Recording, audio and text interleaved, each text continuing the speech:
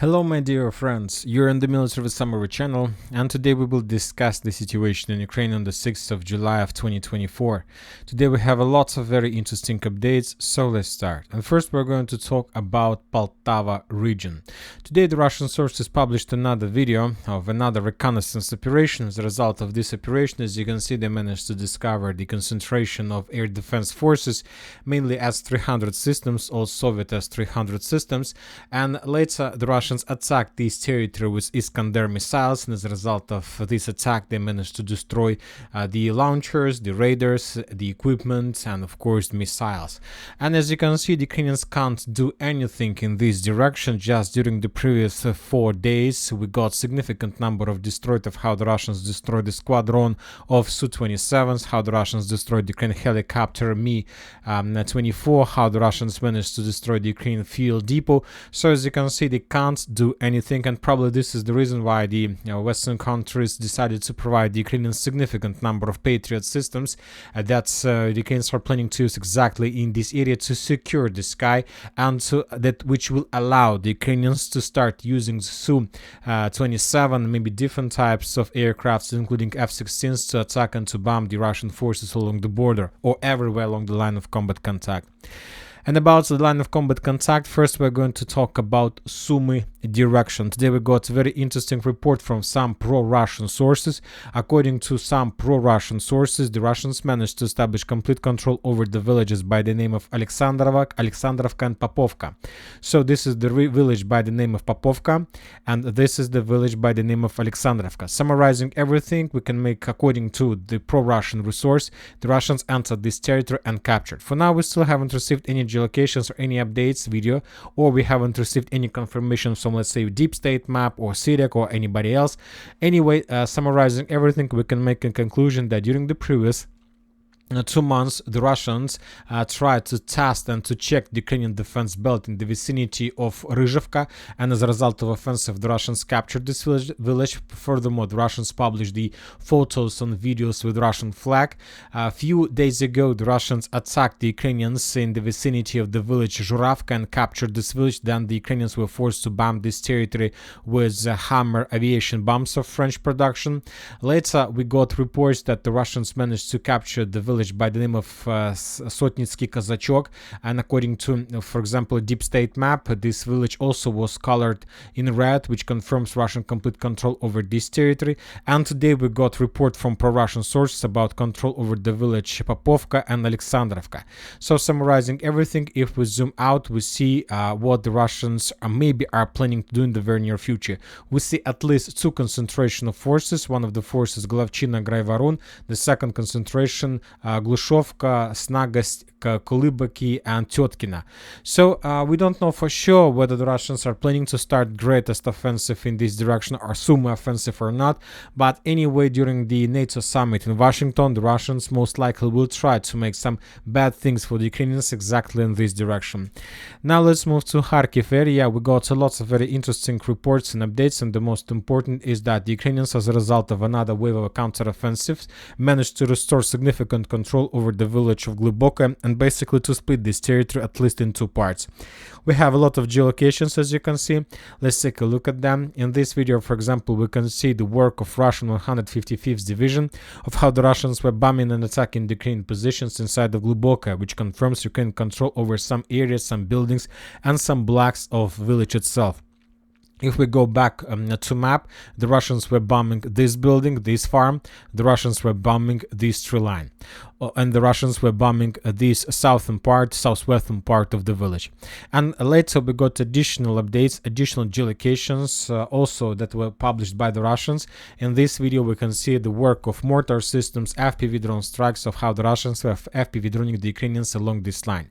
So summarizing everything, we can make a conclusion that Ukrainians restore control over at least 20% of the village, and the Ukrainians will try to capture the village completely before 9th of July or at least before 11th of July. So during the NATO summit in Washington, they will try to capture, to win this battle, to capture this village. The Ukrainians need to reach this territory, this small building that located on the intersections of these streets, because when the Russians captured Hlyboke, they raised their flag here. This is probably the post office or library local, so more or less reliable or big, let's say, a government office that can be considered as the main building as a town hall. So the Ukrainians need to get here. The Ukrainians will not count losses, and probably, very likely, the Ukrainians will do this once again because they're not counting losses.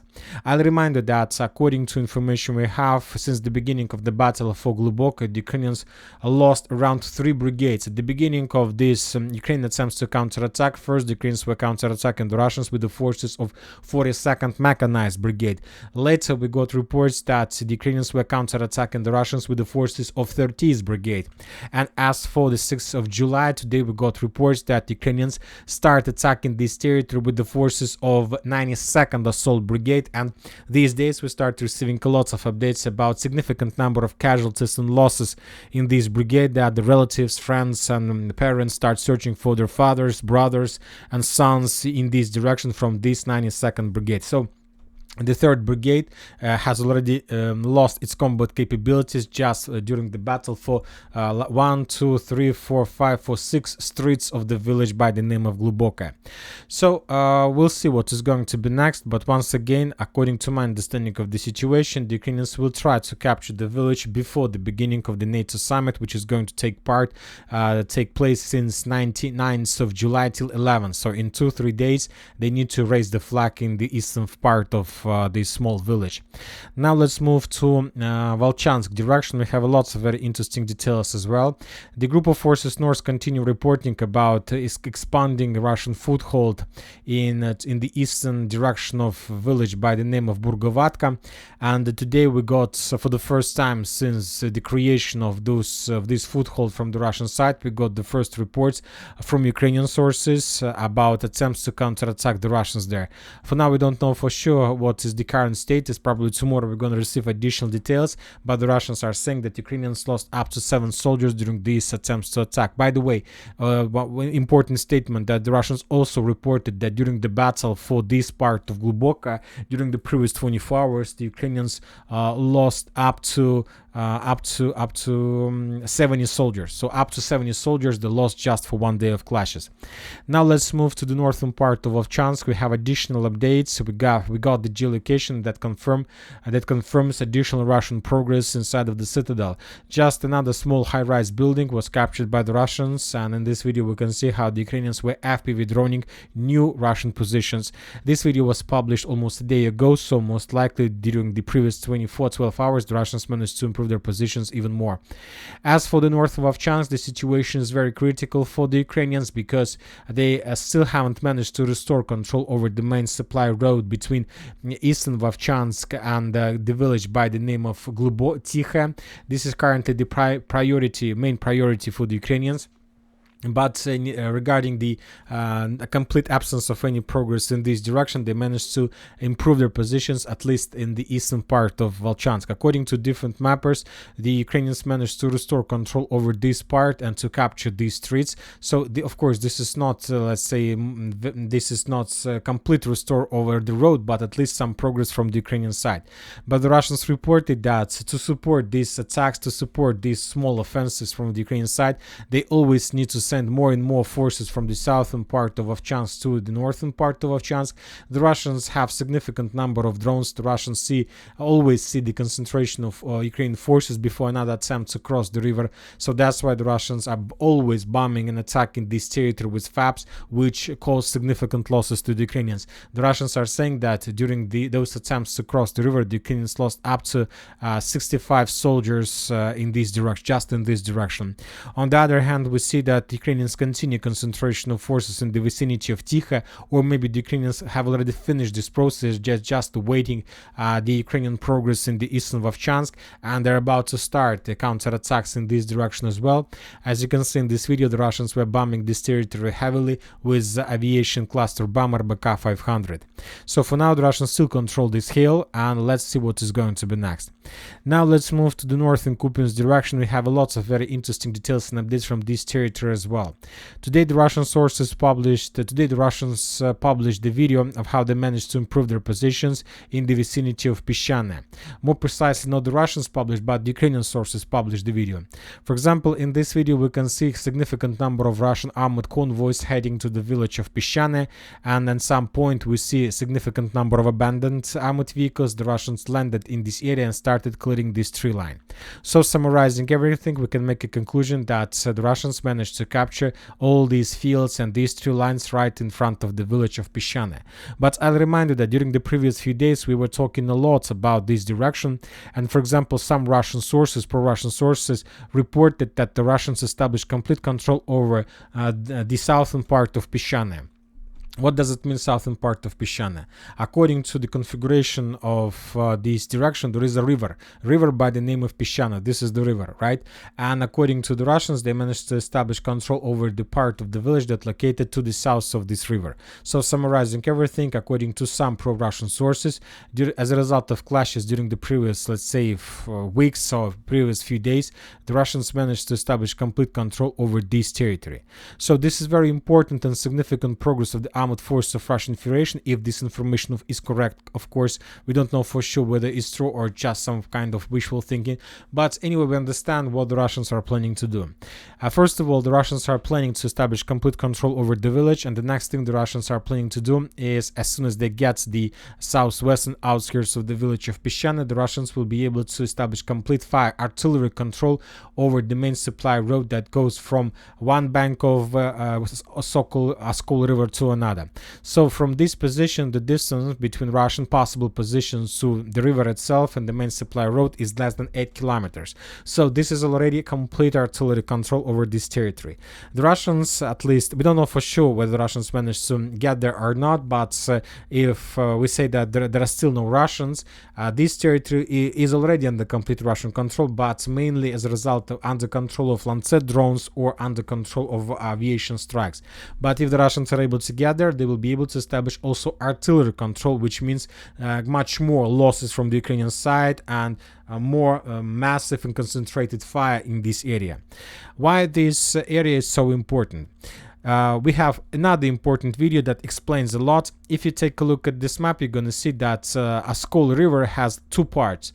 Small part where Sokil river is not so big, this is the part I'm talking about, and the southern part where Sokil goes to some kind of water reservoir, and this part of Sokil is very, very big, as you can see. And there are just two areas where the Ukrainians can use for redeployment forces from the western side to the eastern side. This is the first line between Sinkova and Kruglyakivka, the second one between Gorgovatka and Barova, and probably the third one in the vicinity of the town by the name of Sokil. So we don't count this, we're just talking about the two northern one. So if the Russians are able to establish fire control over this territory, the Ukrainians will have just one supply road for supporting forces in very significantly big territory. So this is the area that will rely just on this support, because if the Ukrainians are planning to use the southern road, the distance is going to be very big, and this is going to be very expensive and very difficult to support Ukrainian forces through this area. Just take a look at these, let's say, roads. They are very big. It's not very quite good, not very comfortable. It will be, it's too long, and the Russians will be able to see everything and to destroy everything during its movement. So that's why it's better for the Ukrainians to save the roads between Gorgovatka and Barova and between Sinkova and Kruglyakivka. As for the northern part, the situation in this area is completely different. The Ukrainians have no problem with supply and support, and probably they will not have them until the end of the battle for this territory. For example, in this short video, we can see one of the roads between the western and the eastern part of Sokil, and as you can see, this is not something like a pontoon bridge, this is not like something like a steel construction, this is just basically sand. This is the sand that the Ukrainians moved to the river and created a small road, and using this way day of construction, the Russians have no chances to destroy it because it's just a sand. It's just a sand, and even if you attack this territory with FAV 3000, the Ukrainians will bring few more trucks with the sand and they will create another bridge. So this is not a problem for the Ukrainians, and the sources are saying that sometimes after another Russian strike, it requires just another hour, just 1 hour to restore connections between one and another side of Sokil River. And completely different situation in this direction, starting of Sinkovka till Sokil, just 2 roads, and if the Russians are able to get there once again, they will be able to cut at least one of the roads, which can lead to significant big problems in Ukrainian logistic. Now let's move further in the southern direction. We have lots of updates from Toretsk, New York agglomeration.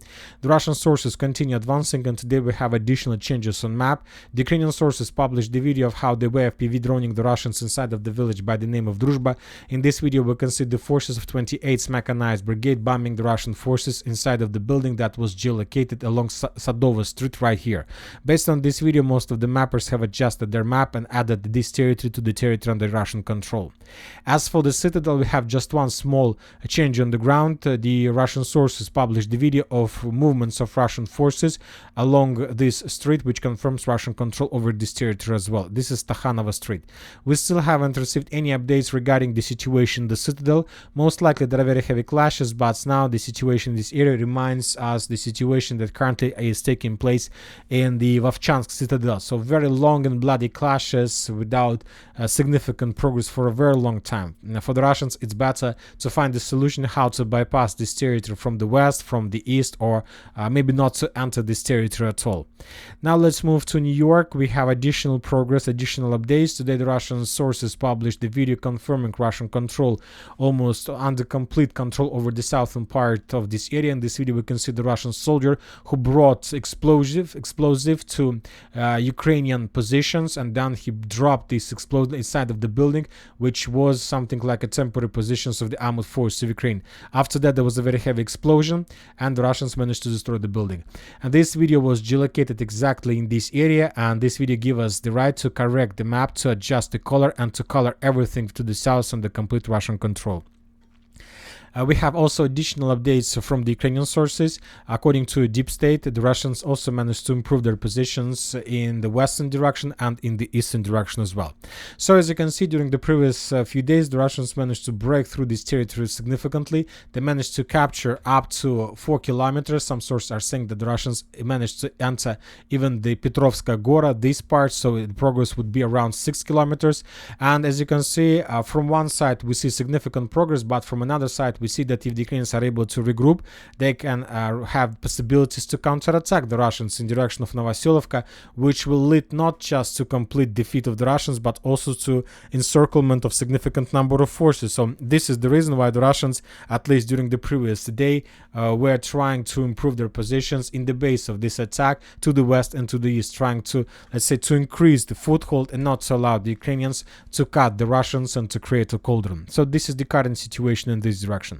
Now let's move to western Avdiivka area. Today the Ministry of Defense of Russian Federation reported that as a result of clashes, the Russians managed to establish complete control over the village by the name of Sokil. According to different mappers, this territory was already colored either in the gray zone or the color of Russian control, but just today we got either the flag raised in the building, above the building, and also the report of the Ministry of Defense. Based on this report, we have adjusted the map and colored the entire Sokil under the red color. Also, we got another video from this street. In this video that was published by the 47th Brigade of Armored Forces of Ukraine, we can see the Russian soldier who was moving along this road, and that Russian soldier was attacked by Ukrainian FPV drone. So there are a few important things from this video. First of all, the Russian soldier was moving here.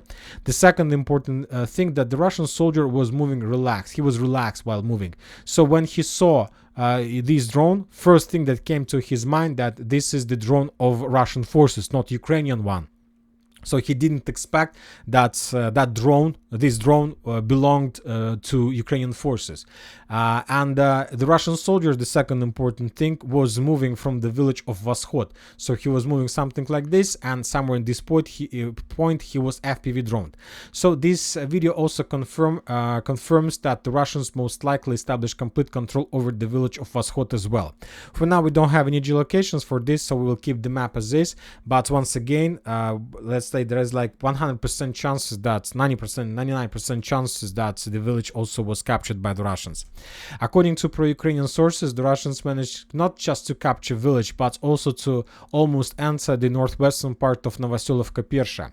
The deep state have adjusted their map, showing this additional progress, and this is very important because the distance between these edge Russian positions and Vovche river itself is less than 1.4 kilometers. So this is already complete fire control, artillery control, FPV drone control, mortar system control, artillery systems control. So the Ukrainians are no longer able to use this road for evacuation, rotation, supply, and many other different military things that the forces inside of Novoselovka-Persha requires on the, let's say, every minute basis. So this territory, this road was cut by the Russians, and now the Ukrainians still have just one road, and we're talking about the road between Novoselovka-Persha towards Mizhova and then to Kamyshevka. So currently this is the only road that Ukrainians have, but as I understand, the next few days or maybe tomorrow, as a result of another map update, most likely the Russians will be able or will enter the northwestern part of Novoselovka-Persha, and from this, let's say, foothold, most likely the Russians will try to cut the last supply road with just the basic fire control or sniper control or rifle control or something like this. And after this, the battle for Novoselovka-Persha will be ended, and the Ukrainians would be forced to drop everything they have, abandon their positions, and to run away towards Hlyboke. So the situation in this direction, as you can see, develops completely just in Russian favor. Furthermore, during the previous 24 hours, we got more and more videos of how the Russians were attacking and destroying the Ukrainian tanks, the Ukrainian armored vehicles, personnel carriers of old Soviet production, Ukraine production, and of course of what different types of them were destroyed as a result. More FPV drone strikes. And this video we can see Ukrainian tank who was moving from positions towards the mainland and was destroyed as a result of fire. And this video we can see a few more armored vehicles that were running away from a line of combat contacts towards the mainland that were destroyed as a result of FPV drone strikes. So the situation for the Ukrainians is not so good. As for the South Donetsk direction, we haven't received anything from this area, just regular artillery strikes, artillery duels. But we need to understand one important thing. The current situation reminds me the situation that took place in Ukraine somewhere during or a few days before and during the peace summit in the Switzerland. Maybe you don't remember that situation, but I'll try to remind you that during those days there were almost no updates from the line of combat contact. It was like the situation that either the Russians and the Ukrainians decided to stop, at least for a few days during the peace summits, with the purpose probably to show that both sides, either the Russians and the Ukrainians, are ready for negotiation process and many other things. And right after the end of peace summit in Switzerland, we got so many reports, so many map changes, map updates from deep state. So I even created the video, and I called that video the beginning of collapse. So the Ukrainians were completely defeated because the Russians managed to capture so many villages, so many buildings, so many tree lines, fortifications, and so on. So that was very unexpected and very weird. So now we can see the same story. Obviously, the Western countries, NATO countries, gave the Ukrainians the task and order not to publish any updates about any failures of armored forces of Ukraine on the line of combat contact. So the silence on the South Donetsk direction doesn't mean that the Russians are not attacking the Ukrainians in Konstantinovka, doesn't mean that the Russians are not clearing the last probably streets and buildings in Krasnogorovka. It just means that the Ukrainians decided to reduce the level of noise, negative noise from the line of combat contact until the end of the NATO summit. Most likely during this period of time, the Ukrainians will raise their flag, as we discussed in Hlyboke, showing additional progress in this village, and that's it. And just only the end of NATO summit, probably 1 or 2 days after, we're going to receive another batch of significant changes on the ground, of course in Russian favor. The only source during the next 5 days during the next 5 days will give us more or less interesting information is, of course, the Minister of Defense of Russian Federation and Russian sources themselves. But if we compare the changes on map made based on the Russian sources and Ukrainian sources, in this situation 70% in Ukrainian favor. But during the NATO summit, of course, the Russians will try to get significant results, and I will not be surprised if during this period of time the Russians will establish complete control at least over Krasnogorovka, because as you can see, according to geolocations and configurations, they're about to finish the battle for this settlement, or at least they can announce this just to ruin Ukraine attempts to get some benefits during the summit in Washington. As for Zaporozhye direction, South Donetsk direction, the vicinity of Staromayorsk and Rozhaina, we haven't received anything, just a regular military activity. Once again, maybe it's just an attempt from the Ukrainian side to reduce negative noise from the line of combat contact. Maybe currently there are so heavy clashes and so big and let's say full-scale Russian offensives, so we can't even imagine them. But we will not see anything about this until Ukrainians update their map, or until the Russians will decide to show this or that updates to people that follows the special military operation. And that's it for today. Military Summary Channel reminds to condemn any violence in the world. Thank you for watching. Subscribe to my channel, put your likes to my Patreon, and have a good day. Bye bye.